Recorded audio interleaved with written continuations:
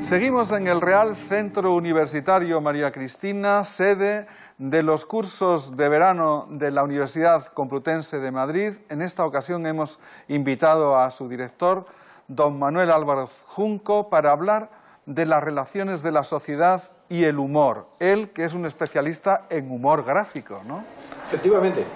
Además, vamos a decir como actor, porque yo hago humor gráfico y lo he hecho durante toda mi vida, y a la vez sí me dedico a la teoría como profesor dentro de la Universidad Complutense. Manuel, ¿qué es exactamente el humor? Porque hay libros clásicos que tratan en general sobre él, pero yo creo que no somos capaces normalmente de concretar de qué hablamos cuando hablamos del humor. Bueno, el humor es, vamos a decir, la percepción que todos tenemos del ridículo en la sociedad. Ajá. Yo diría que eso, para decir una definición breve y quizás simplista, pero esa capacidad que tenemos de percibir lo ridículo, lo tenemos todos. Pero un problema distinto es la comunicación de ese humor. Es decir, cuando tú eres un profesional del humor, ¿cómo comunicar esas escenas a las que asistes y claramente percibes como ridículas? Eso ya es otro tema. Claro. ¿Y qué utilidad tiene esa percepción del ridículo generalmente ajeno, no? Es absolutamente fundamental, porque todos somos ridículos de alguna manera.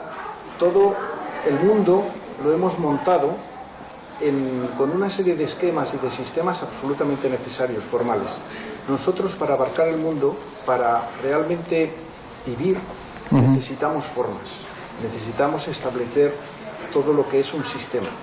Y eso es algo absolutamente fundamental, y lo aprendemos desde niños. Cómo valernos en sociedad, cómo dividir las horas del día, cómo realmente comportarnos. Eso es absolutamente fundamental. Y a la vez es un sistema falso, porque es un sistema artificial.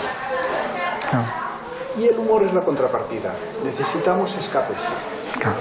Necesitamos, lo mismo que necesitamos escapes con el sueño y con otros factores que podríamos hablar.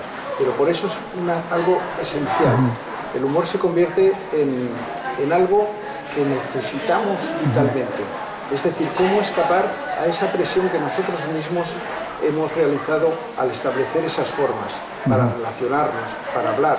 Hablamos con formas, hablamos con palabras, siempre vestimos con formas, nos comunicamos con formas. Toda nuestra vida está llena de formas que además no solamente nos vienen impuestas, sino que nosotros mismos nos ponemos. Y el humor es esa válvula de escape que es absolutamente precisa para vivir. Se dice que una imagen vale por 1000 palabras, ¿no? Y antes de comenzar esta conversación me decías, no siempre. No. Incluso la mayoría de las veces no. Es decir, hay imágenes que valen más que 1000 palabras, sin duda, pero poquitas. Poquitas, porque nosotros necesitamos la concreción de los conceptos. Es decir, que la imagen es siempre, muchas veces, difícil de interpretar.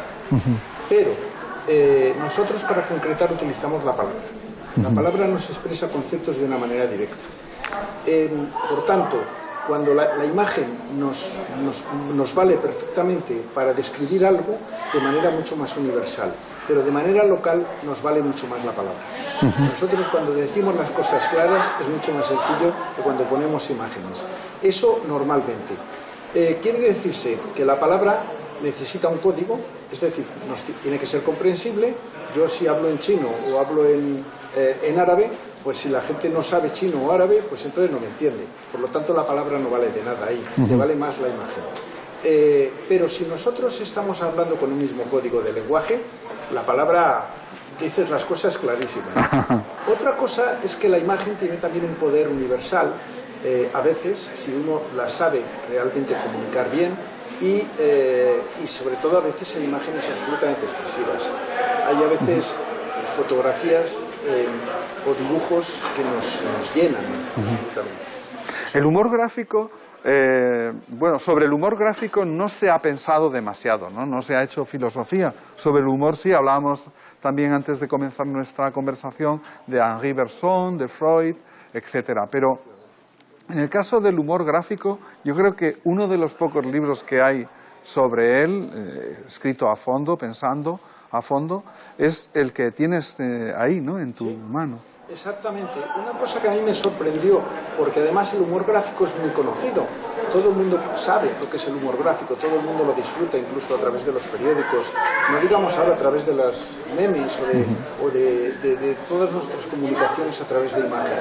Pero sin embargo, uno cuando se adentra en el mundo teórico encuentra muchos libros teóricos sobre humor en general, pero no sobre humor gráfico. Por eso mismo, cuando me adentré a escribir este libro, me quedé muy sorprendido porque tenía muy pocas referencias gráficas y muchas sobre humor. Efectivamente, sobre humor, desde Aristóteles, vamos a decir que todo el mundo ha teorizado. Y Baudelaire, naturalmente, Bergson, y naturalmente Freud, con el tema del humor gráfico. Pero es verdad que de alguna manera faltaba el establecer cómo a través de la imagen y de la palabra, porque el humor gráfico no solamente tiene imagen, sino que muchas veces se combina con palabras, y todos hemos visto chistes que tienen una imagen pero que está acompañado por un texto. Cómo se combina y cómo nos llega de una manera particularmente buena, porque entonces nos está, vamos a decir, ofreciendo los dos niveles, el visual y el lector, para que nuestra comprensión sea mucho más exacta y concreta. Es un mecanismo muy interesante. Yo creo que hay personas que piensan que el humor gráfico es un arte, es una forma de arte, y desde luego lo que es difícil pensar es que hay algún tipo de arte con trascendencia que no incluya un poco de humor dentro de su expresión, ¿no? Cierto, es un arte en todos los sentidos, de una técnica, por un lado, y además es un sistema de comunicación que tiene bastante de intuitivo, porque va sobre todo hacia lo que podríamos decir los huecos de nuestro pensamiento. Es una cosa muy importante por eso. Como dije antes, nosotros tenemos un pensamiento muy formal que necesitamos, y a la vez necesitamos buscar esos huecos, por los cuales nos reímos, porque entonces es donde se descubren los intersitios de nuestro sistema fallido, nos falla, y eso mismo nos descoloca y nos hace reír. Por eso podríamos decir que en ese sentido es un arte, y además tiene que ver con el arte, porque nos lleva a lo que podríamos denominar unos espacios de libertad. Podríamos decir que tenemos 4 espacios de libertad, cuatro huecos, podríamos decir 4 espacios de tiempo, que podrían ser el sueño, pero que el sueño nosotros nos libera, nos suelta toda la carga esa formal que llevamos durante el día, pero es, claro, es totalmente involuntario. Nosotros soñamos, pero por supuesto que es fundamental esa descarga que tenemos diaria. Es muy importante ese descanso. Pero ya digo que es involuntario. Pero después tenemos otros sistemas, como puede ser el arte mismo, tenemos el sexo también y el humor. Es decir, que son donde nosotros, digamos que nos explayamos de otra manera. Nos dejamos de formalismos y nos mostramos tal y como somos. Por eso el humor es muy importante, porque desvela un mundo que es tabú, cosas que nosotros no debemos decir, que no debemos tratar, y entonces el humor lo hace, nos lo trata, pero nos lo trata de una manera simpática, que no sea agresiva.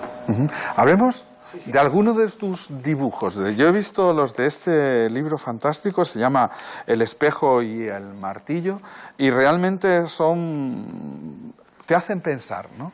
En realidad son dibujos que cuando los ves de primeras, ¿no?